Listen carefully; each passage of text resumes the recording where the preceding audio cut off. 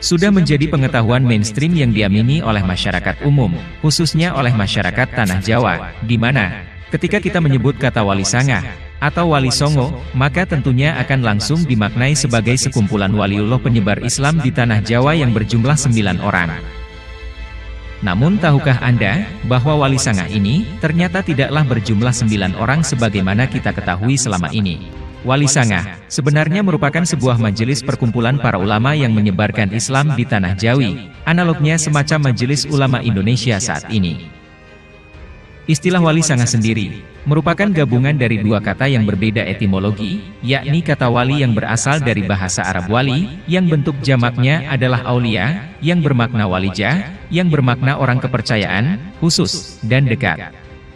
Dan kata sangat yang berasal dari bahasa Pali atau Prakrit Sangha, yang bermakna perkumpulan suci. Sehingga secara etimologi, kata Wali Sangha yang berasal dari gabungan kata wali dan sangha, bermakna perkumpulan orang-orang yang suci. Pemaknaan inilah, yang harus diluruskan terlebih dulu dari sebuah terminologi Wali Sangha. Lantas, apakah Wali Sangha itu terdiri dari 9 orang juga? Tentu hal ini juga keliru. Mengapa? Karena ketika kita merujuk kepada berbagai referensi naskah-naskah kuno tentang Wali Sangah, maka kita akan dibuat bingung olehnya.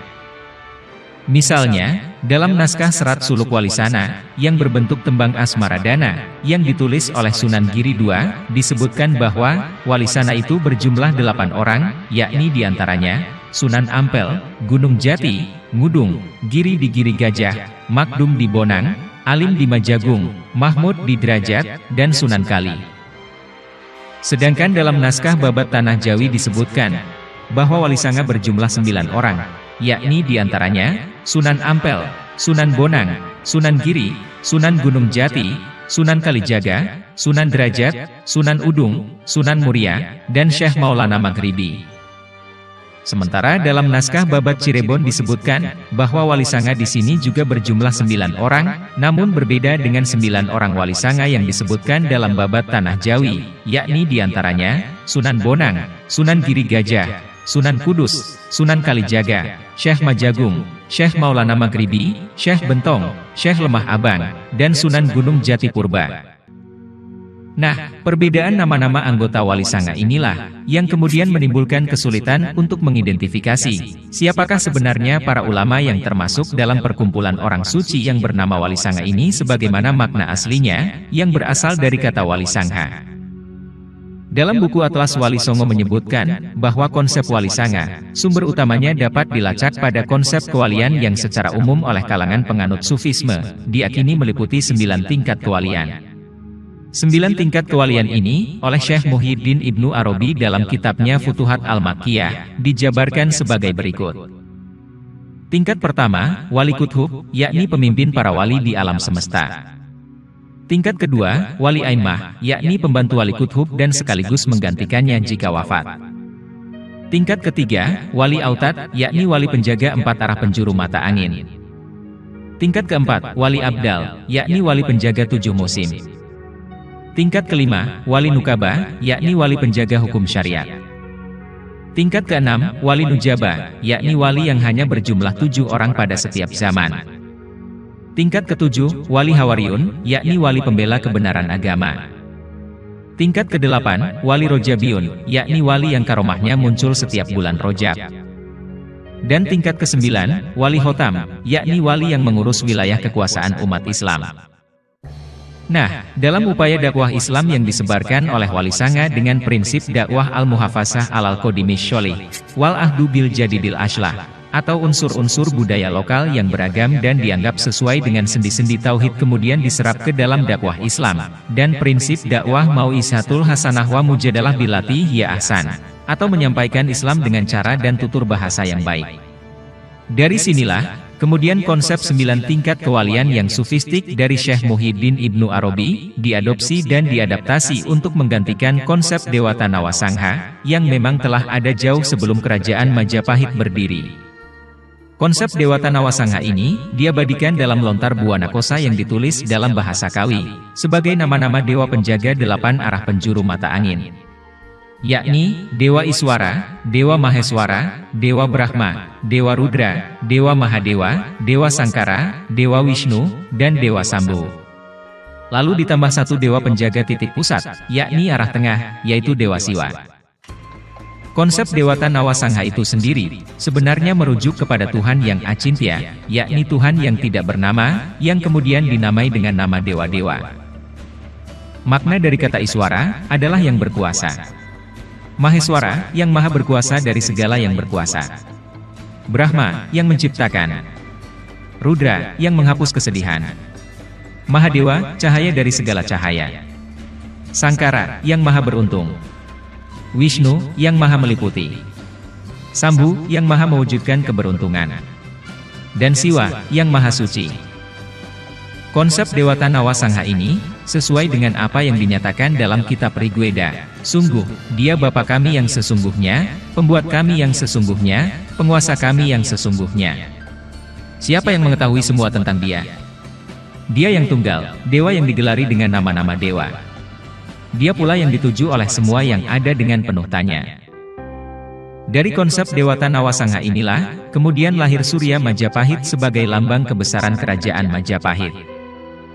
Dan konsep kosmologi Dewata Nawasangha inilah, yang oleh Wali Sangah dalam upaya dakwahnya, kemudian diadaptasi menjadi konsep Wali Nawasangha, di mana kedudukan 9 manusia adikodrati penjaga 8 arah mata angin plus 1 titik pusat yang dikenal sebagai dewa, kemudian digantikan oleh 9 manusia-manusia yang dicintai Tuhan, yang dikenal dengan istilah aulia, bentuk jamak dari kata tunggal wali.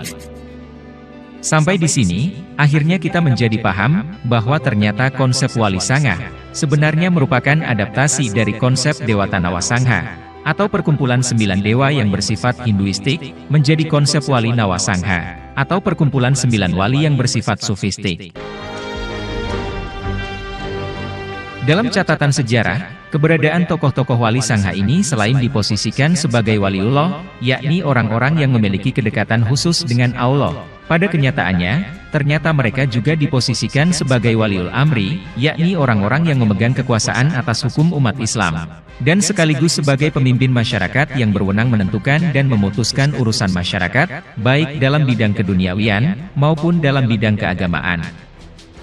Dari sinilah, kemudian tokoh-tokoh Wali Sangha ini dijuluki dengan gelar suhunan, yang diambil dari kata suhun, kasuhun, sinuhun, yang dalam bahasa Kawi berarti menjunjung atau menghormati, yang lazimnya dipakai sebagai gelar untuk menyebut seorang guru suci, atau mursyid thariqah dalam Islam, yang punya kewenangan melakukan upacara penyucian yang disebut diksha dalam agama Hindu, yang sepadan dengan kata baiat dalam agama Islam. Dalam perjalanan waktu, gelar suhunan ini kemudian mengalami transliterasi bahasa, menjadi sunan. Jika konsep Dewata Nawasangha diadopsi menjadi Surya Majapahit sebagai lambang kebesaran kerajaan Majapahit, yang wilayah kekuasaannya mencakup 8 penjuru mata angin, di mana Pulau Jawa menjadi pancer atau titik pusatnya, maka demikian pula halnya dengan konsep Wali Nawasangha yang mengadopsi Surya Majapahit, di mana kedudukan Wali Sangha harus mampu menjadi pembawa cahaya Islam, yang mampu menerangi 8 penjuru mata angin bumi Nusantara, di mana Pulau Jawa berkedudukan sebagai pancer atau titik pusat dakwahnya. Dari awalnya dakwah Islam hanya dilakukan oleh Syekh Jumadil Kubro, atau kakek Sunan Ampel, Syekh Maulana Ishaq, atau ayahanda Sunan Giri, dan Sunan Ampel, atau ayahanda Sunan Bonang, sebagai generasi pertama Wali Sangah di wilayah Nusantara yang mencakup Malaka atau Malaysia, Pasai atau Aceh, dan Ampel Denta atau Surabaya. Lalu pada generasi Wali Sangah pasca bergabungnya Sunan Bonang, Sunan Kalijaga, dan Sunan Giri, dakwah Islam pun kemudian terus meluas ke segenap penjuru wilayah Nusantara, yang mencakup Aceh, Minangkabau, Palembang, Banjar Kalimantan, Lombok NTB, Timor NTT, Makassar Sulawesi, Ambon Maluku, hingga sampai ke Fak-Fak Papua. Sementara, dalam kitab Kanzul Ulum yang ditulis oleh Ibnu Battuta, yang naskah aslinya masih tersimpan di perpustakaan Istana Kesultanan Ottoman di Istanbul, Turki, disebutkan bahwa pembentukan Wali Sangah ternyata dilakukan oleh Sultan Turki yang bernama Sultan Muhammad I, sebagai sebuah tim khusus yang membawa misi dakwah Islam di Pulau Jawa yang anggotanya berjumlah 9 orang. Di antaranya, Syekh Maulana Malik Ibrahim dari Turki, Syekh Maulana Ishaq dari Samarkand, Syekh Maulana Ahmad Jumadil Kubro dari Mesir, Syekh Maulana Muhammad Al-Maghribi dari Maroko, Syekh Maulana Malik Israil dari Turki, Syekh Maulana Muhammad Ali Akbar dari Iran, Syekh Maulana Hasanuddin dari Palestina, Syekh Maulana Aliuddin dari Palestina, dan Syekh Subakir dari Iran. Kesembilan ulama yang tergabung dalam struktur Wali Nawa Sangha inilah yang menjadi Dewan Wali Sanga generasi ke-1 yang bertugas dalam penyebaran dakwah Islam pada periode tahun 1404 sampai 1435 Masehi. Ketika Syekh Maulana Malik Ibrahim wafat pada tahun 1419 Masehi, maka pada tahun 1421 Masehi, dikirimlah seorang ulama pengganti yang bernama Ahmad Ali Rahmatullah, anak dari Syekh Ibrahim Asmarakandi yang menjadi menantu Sultan Champa Thailand Selatan, yang juga masih keponakan dari Syekh Maulana Ishaq. Karena masih kerabat istana, maka Ahmad Ali Rahmatullah yang kerap dipanggil dengan nama Raden Rahmat, kemudian diberi daerah perdikan di Ampel Denta Surabaya oleh Raja Majapahit, yang kemudian dijadikan markas untuk mendirikan pesantren. Dari sinilah, kemudian Ahmad Ali Rahmatullah atau Raden Rahmat, dikenal dengan nama Suhunan ing Ampel Denta, atau Sunan Ampel. Dengan masuknya Ahmad Ali Rahmatullah, atau Raden Rahmat, atau Suhunan ing Ampel Denta, atau Sunan Ampel ke dalam struktur Wali Nawa Sangha, maka Prabu Kertawijaya yang saat itu menjadi Raja Kerajaan Majapahit, diharapkan dapat masuk Islam.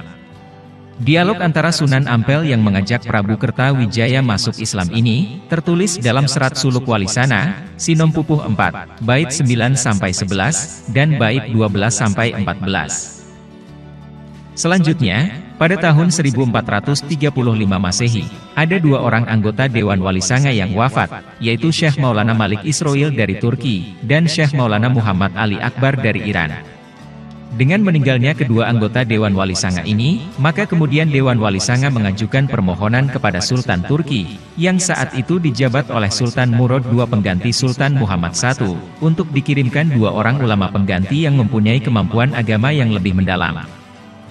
Permohonan tersebut dikabulkan, dan pada tahun 1436 Masehi, dikirimlah dua orang ulama. Satu, Sayyid Ja'far Shodiq, berasal dari Palestina, yang selanjutnya bermukim di Kudus, dan kemudian lebih dikenal dengan nama Susuhunan ing Kudus, atau Sunan Kudus, bertugas menggantikan Syekh Maulana Malik Israil. Dalam Babat Demak disebutkan, bahwa Sayyid Ja'far Shodiq adalah satu-satunya anggota Wali Sanga yang paling menguasai ilmu fikih. 2. Syarif Hidayatullah, yang juga berasal dari Palestina, yang selanjutnya bermukim di Gunung Jati Cirebon, dan kemudian lebih dikenal dengan nama Susuhunan ing Gunung Jati atau Sunan Gunung Jati, bertugas menggantikan Syekh Maulana Muhammad Ali Akbar. Dalam Babat Cirebon disebutkan, bahwa Syarif Hidayatullah adalah cucu Prabu Siliwangi dari Kerajaan Pajajaran, hasil perkawinan Nyi Rara Santang dan Sultan Syarif Abdullah Umdatuddin dari Mesir. Dengan masuknya Sayyid Ja'far Shodiq atau Susuhunan ing Kudus, dan Syarif Hidayatullah atau Susuhunan ing Gunung Jati, maka dapat dikatakan, bahwa struktur Wali Nawa Sangha ini, kemudian menjadi Dewan Wali Sanga generasi kedua, yang bertugas dalam penyebaran dakwah Islam pada periode tahun 1435 sampai 1462 Masehi. Selanjutnya, pada tahun 1462 Masehi, kembali dua orang anggota Dewan Wali Sanga wafat, yaitu Syekh Maulana Hasanuddin dan Syekh Maulana Aliuddin, yang keduanya berasal dari Palestina. Kemudian pada tahun 1463 Masehi, Syekh Subakir yang berasal dari Persia, dan Syekh Maulana Ishaq yang berasal dari Samarkand wafat. Dalam sidang Dewan Wali Sanga di Ampel Denta Surabaya tahun 1463 Masehi, kemudian diputuskan, bahwa ada 4 orang ulama pengganti yang masuk dalam struktur Wali Nawa Sangha. 1. Raden Magdum Ibrahim, putra Susuhunan ing Ampel Denta atau Sunan Ampel, yang selanjutnya bermukim di Desa Bonang Tuban, dan kemudian lebih dikenal dengan nama Susuhunan ing Bonang, atau Sunan Bonang, yang bertugas menggantikan Syekh Maulana Hasanuddin. 2. Raden Qasim, juga merupakan putra-putra Sunan Ampel, yang selanjutnya bermukim di Lamongan, dan kemudian lebih dikenal dengan nama Susuhunan Derajat, bertugas menggantikan Syekh Maulana Aliuddin. 3. Raden Paku, putra Syekh Maulana Ishaq, yang selanjutnya bermukim di Giri Kedaton Gresik, dan selanjutnya dikenal dengan nama Susuhunan ing Giri Kedaton, bertugas menggantikan ayahnya, yakni Syekh Maulana Ishaq. 4. 4. Raden Mas Said, putra Adipati Tuban, yang bernama Tumenggung Wilwatikta, atau Raden Sahur, yang selanjutnya bermukim di Kadilam Demak, dan selanjutnya dikenal dengan nama Susuhunan Kalijaga, yang bertugas menggantikan Syekh Subakir. Dengan perubahan tersebut, maka dapat dikatakan bahwa struktur Wali Nawasangha ini kemudian menjadi Dewan Wali Sanga generasi ketiga yang bertugas dalam penyebaran dakwah Islam pada periode tahun 1463 sampai 1465 Masehi. Selanjutnya, pada tahun 1465 Masehi, kembali dua orang anggota Dewan Wali Sanga wafat, yaitu Syekh Maulana Ahmad Jumadil Kubro yang berasal dari Mesir, dan Syekh Maulana Muhammad Al-Maghribi yang berasal dari Maroko. Disusul kemudian pada tahun 1481 Masehi, Ahmad Ali Rohmatullah, atau Raden Rahmat, atau Suhunan ing Amperdenta wafat. Dan terakhir pada tahun 1505 Masehi, Raden Paku atau Susuhunan ing Giri Kedaton wafat.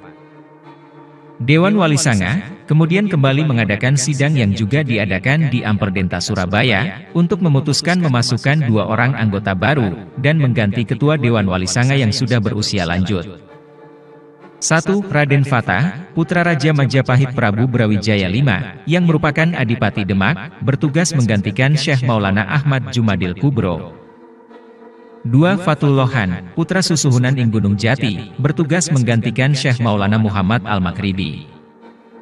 3. Said Abdul Jalil, yang kemudian setelah menjadi anggota Dewan Wali Sanga, dikenal dengan julukan Syekh Lemah Abang, atau Syekh Siti Jenar.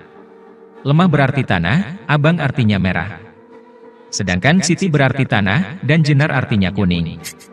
Beliau mendapat gelar Syekh Lemah Abang atau Syekh Siti Jenar, karena beliau tinggal di daerah Jawa bagian barat yang terkenal tanahnya berwarna merah kekuning-kuningan. Beliau bertugas menggantikan Ahmad Ali Rohmatullah, atau Raden Rahmat, atau Suhunan ing Ampel Denta, Sunan Ampel.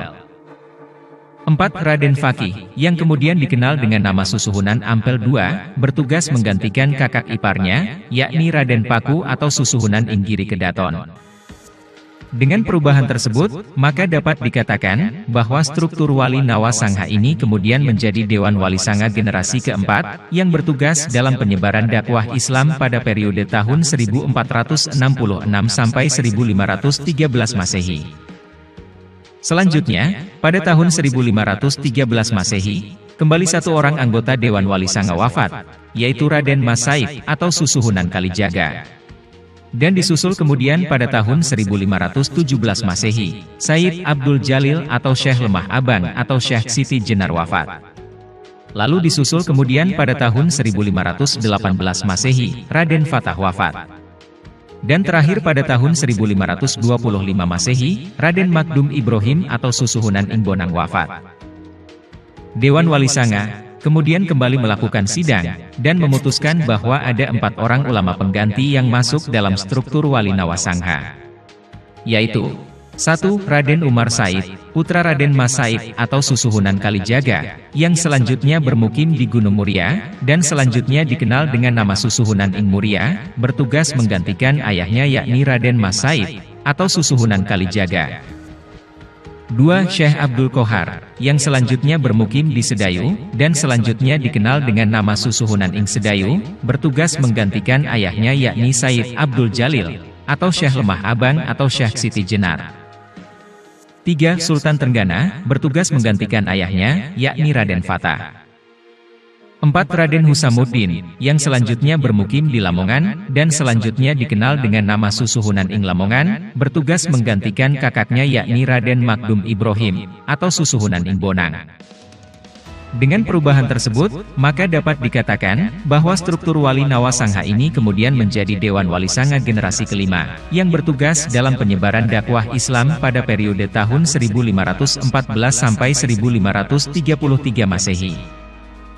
Selanjutnya pada tahun 1533 Masehi, kembali satu orang anggota Dewan Wali Sanga wafat, yaitu Raden Qasim atau Susuhunan Derajat, dan disusul kemudian pada tahun 1540 Masehi, Raden Fakih atau Susuhunan Ampel II wafat, dan terakhir pada tahun 1546 Masehi, Sultan Trenggana wafat. Dewan Wali Sanga kemudian kembali melakukan sidang, dan memutuskan bahwa ada 3 orang ulama pengganti yang masuk dalam struktur Wali Nawasangha. yaitu 1. Sunan Pakuan, bertugas menggantikan ayahnya, yakni Raden Kosim atau Susuhunan Derajat. 2. Raden Zainal Abidin, yang selanjutnya bermukim di Demak, dan selanjutnya dikenal dengan nama Susuhunan ing Demak, bertugas menggantikan kakaknya yakni Raden Fakih, atau Susuhunan Ampel II. 3. Sunan Prawoto, bertugas menggantikan ayahnya, yakni Sultan Trenggana. Dengan perubahan tersebut, maka dapat dikatakan bahwa struktur Wali Nawasangha ini kemudian menjadi Dewan Wali Sanga generasi ke-6, yang bertugas dalam penyebaran dakwah Islam pada periode tahun 1534 sampai 1546 Masehi. Selanjutnya, pada tahun 1549 Masehi, kembali satu orang anggota Dewan Wali Sanga lainnya wafat, yaitu Sunan Prawoto, disusul kemudian pada tahun 1550 Masehi, Said Jakfar Shodik atau Susuhunan ing Kudus wafat, dan disusul kemudian pada tahun 1551 Masehi, Raden Umar Said atau Susuhunan ing Muria wafat, dan disusul kemudian pada tahun 1569 Masehi, Syarif Hidayatullah atau Susuhunan ing Gunung Jati wafat, dan disusul kemudian pada tahun 1570 Masehi, Raden Zainal Abidin atau Susuhunan ing Demak, Raden Husamuddin atau Susuhunan ing Lamongan, dan Sunan Pakuan wafat, dan disusul kemudian pada tahun 1573 Masehi, Fathullah Khan wafat, dan terakhir pada tahun 1582 Masehi, Sultan Hadiwijaya atau Maskarbet, atau Jaka Tingkir wafat. Dewan Wali Sanga kemudian kembali melakukan sidang, dan memutuskan bahwa ada 9 orang ulama pengganti yang masuk dalam struktur Wali Nawasangha, yaitu 1. Sultan Hadiwijaya atau Maskarbet, yang kemudian dikenal dengan nama Jaka Tingkir, bertugas menggantikan Sunan Prawoto. 2. Said Amir Hasan, bertugas menggantikan ayahnya, yakni Said Jakfar Shodik atau Susuhunan ing Kudus. 3. Said Saleh, putra dari Said Amir Hasan, yang kemudian dikenal dengan nama Panembahan Pekaos, bertugas menggantikan kakek dari pihak ibunya, yakni Raden Umar Said atau Susuhunan ing Muria. 4. Maulana Hasanuddin, yang selanjutnya bermukim di Banten, dan selanjutnya dikenal dengan nama Sultan Hasanuddin Banten, bertugas menggantikan ayahnya, yakni Syarif Hidayatullah atau Susuhunan ing Gunung Jati. 5. Sunan Giri Prapen, putra dari Raden Paku atau Susuhunan ing Giri Kedaton, bertugas menggantikan Raden Zainal Abidin atau Susuhunan ing Demak. 6. Sunan Mojo Agung, bertugas menggantikan Raden Husamuddin atau Susuhunan ing Lamongan. 7. Sunan Cendana, bertugas menggantikan kakeknya, yakni Sunan Pakuan. 8. Maulana Yusuf, cucu dari Syarif Hidayatullah atau Susuhunan ing Gunung Jati, yang selanjutnya bermukim di Banten, dan selanjutnya dikenal dengan nama Syekh Maulana Yusuf Banten, bertugas menggantikan pamannya, yakni Fathullah Khan. 9. Raden Pratanu Madura, yang juga dikenal dengan nama Said Yusuf Anggawi, bertugas menggantikan Sultan Hadiwijaya atau Maskarbet, atau Jaka Tingkir. Dengan perubahan tersebut, maka dapat dikatakan bahwa struktur Wali Nawasangha ini kemudian menjadi Dewan Wali Sanga generasi ke-7 yang bertugas dalam penyebaran dakwah Islam pada periode tahun 1547 sampai 1591 Masehi. Selanjutnya pada tahun 1599 Masehi, kembali satu orang anggota Dewan Wali Sanga lainnya wafat, yaitu Syekh Abdul Qohar atau Susuhunan ing Sedayu, disusul kemudian pada tahun 1650 Masehi, Sunan Mojo Agung, Sunan Cendana, dan Sunan Giri Prapen wafat. Dewan Wali Sanga kemudian kembali melakukan sidang, dan memutuskan bahwa ada 4 orang ulama pengganti yang masuk dalam struktur Wali Nawasangha, yaitu 1. Syekh Abdul Qadir, yang selanjutnya bermukim di Magelang, dan selanjutnya dikenal dengan nama Susuhunan ing Magelang, bertugas menggantikan Syekh Abdul Qohar atau Susuhunan ing Sedayu. 2. Syekh Samsuddin Abdullah Al-Sumatrani, bertugas menggantikan Sunan Mojo Agung. 3. Syekh Abdul Ghafur bin Abbas Al-Manduri, bertugas menggantikan Sunan Cendana. 4. Baba Daud Ar-Rumi Al-Jawi, bertugas menggantikan gurunya, yakni Sunan Giri Prapen. Dengan perubahan tersebut, maka dapat dikatakan bahwa struktur Wali Nawasangha ini kemudian menjadi Dewan Wali Sanga generasi ke-8 yang bertugas dalam penyebaran dakwah Islam pada periode tahun 1592 sampai 1650 Masehi. Selanjutnya pada tahun 1740 Masehi, kembali satu orang anggota Dewan Wali Sanga lainnya wafat, yaitu Sayyid Amir Hasan. Disusul kemudian pada tahun 1749 Masehi, Baba Daud Ar-Rumi Al-Jawi wafat, dan disusul kemudian pada tahun 1750 Masehi, Syekh Abdul Qadir atau Susuhunan ing Magelang, Syekh Maulana Hasanuddin atau Sultan Hasanuddin Banten, Syekh Maulana Yusuf Banten, dan Sayyid Saleh atau Panembahan Pekaos wafat. Dewan Wali Sanga kemudian kembali melakukan sidang, dan memutuskan bahwa ada 6 orang ulama pengganti yang masuk dalam struktur Wali Nawasangha. Yaitu 1. Syekh Nawawi Al-Bantani, bertugas menggantikan Sayyid Amir Hasan. 2. Syekh Syihabuddin Al-Jawi, bertugas menggantikan Baba Daud Ar-Rumi Al-Jawi. 3. Syekh Abdul Muhi Pamijahan, bertugas menggantikan Syekh Abdul Qadir atau Susuhunan ing Magelang. 4. Syekh Abdul Mufahir Muhammad Abdul Qadir, bertugas menggantikan kakek buyutnya, yakni Syekh Maulana Hasanuddin atau Sultan Hasanuddin Banten. 5. Syekh Abdul Rauf Al-Bantani, bertugas menggantikan Syekh Maulana Yusuf Banten.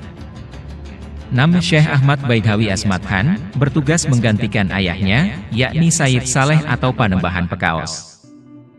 Dengan perubahan tersebut, maka dapat dikatakan bahwa struktur Wali Nawasangha ini kemudian menjadi Dewan Wali Sanga generasi ke-9 yang bertugas dalam penyebaran dakwah Islam pada periode tahun 1651 sampai 1750 Masehi.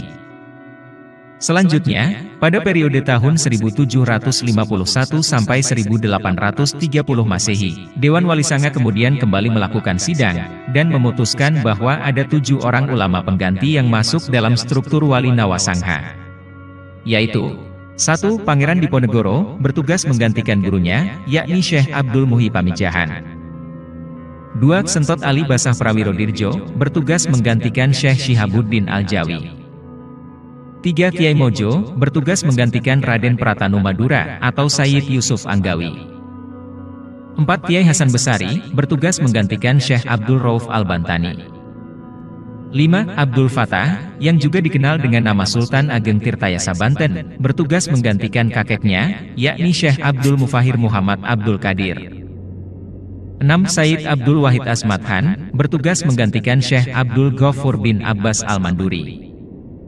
7. Bujuk Lekpalek, yang dikenal juga dengan nama Sayyid Abdur Rahman, bertugas menggantikan kakeknya, yakni Syekh Ahmad Baidhawi Asmathan. Dengan perubahan tersebut, maka dapat dikatakan bahwa struktur Wali Nawasangha ini kemudian menjadi Dewan Wali Sanga generasi ke-10 yang bertugas dalam penyebaran dakwah Islam pada periode tahun 1751 sampai 1830 Masehi. Dan sejak periode tahun 1830 sampai 1900 Masehi, Dewan Wali Sanga kemudian dibekukan oleh kolonial Belanda. Sampai di sini, akhirnya kita benar-benar menjadi paham bahwa ternyata konsep Wali Sanga itu adalah adaptasi dari konsep Dewata Nawasangha atau perkumpulan 9 dewa penjaga 8 penjuru mata angin dan 1 titik pusat yang bersifat Hinduistik menjadi konsep Wali Nawasangha atau perkumpulan 9 wali yang mencakup wilayah dakwah 8 penjuru mata angin Nusantara, dan 1 titik pusat Pulau Jawa yang bersifat sufistik.